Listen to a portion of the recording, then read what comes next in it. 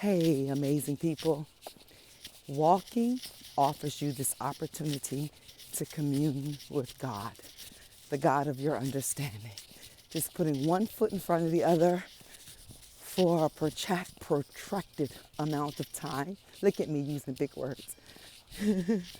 Consistently will open you up to possibilities as yet seen, but are there.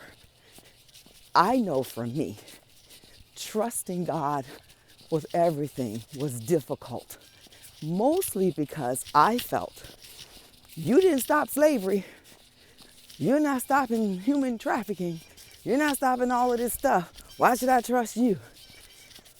But I went into the part of my soul that has those answers, and I sat with it. And what I came up with may resonate with you, may not. Everything is on us. We are God. Everything that is happening is by our will. And that there is nothing outside of us that's coming to save us, that's going to change anything. But collectively, the people are God. The entity that brought all of this about gave us that free will and doesn't intervene. I do believe that that entity decides if intervention should come when you continuously ask for it, work towards it, you open the way up. But it's still all on you.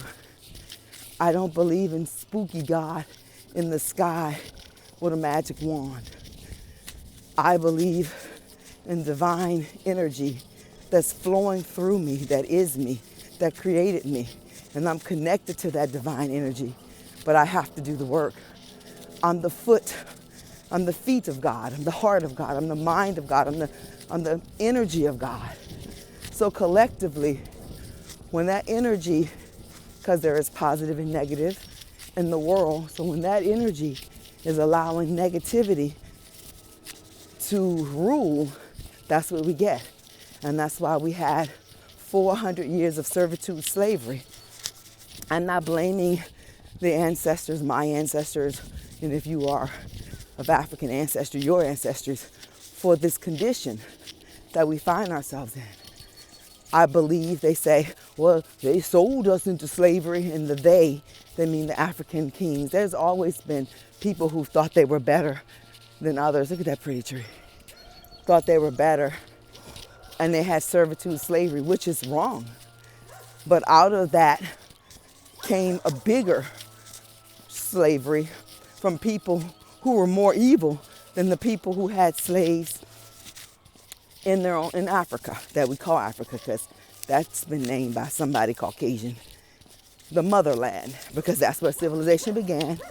There's not a scientist worth anything that will not admit that civilization started in the place we call Africa. So, not trying to give you a history lesson, I was really just showing you how I feel about things and the situations that happen in my life and how I am the one that brings them in. Some of it was brought in generationally and some of it was brought in conditionally, but it's still me bringing it in, and it's going to be me that heals it and releases it by trusting the divine mother inside of me to guide me. I even ask divine mother, what should I wear? And the reason I do that is because there may be a blessing coming to me that I need a certain color on to get. I'm giving my entire life over to the divine mother. I have decided that Tracy, the personality, doesn't need to rule, because Tracy, the personality, is all over the place. But Tracy, the divine one, the one that has the divine one all up and through her, she makes good choices and good decisions. She walks away when she needs to. She walks toward when she needs to.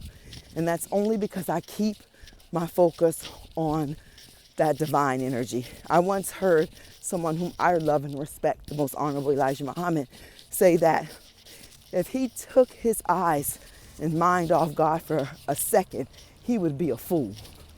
He would be a fool. And that really is how I feel about all of us. You're praying for people that are doing things they have no business doing because they're fools. That's why they're doing it.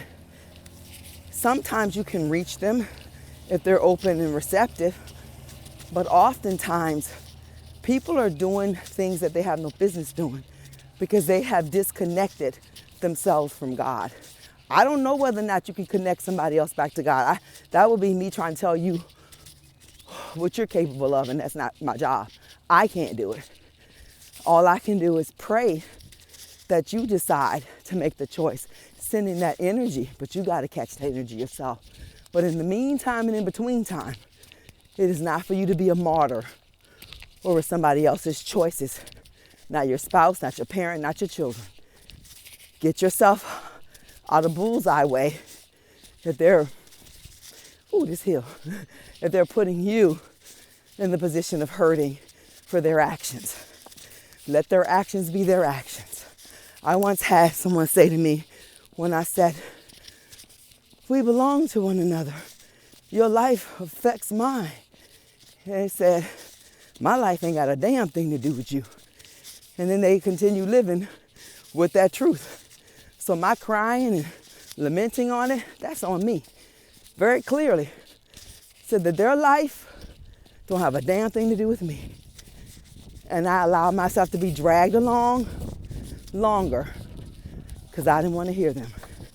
I remember they said to me, I can laugh now because I'm not there.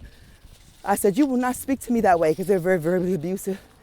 And what they said to me was, I will speak to you any damn way I please.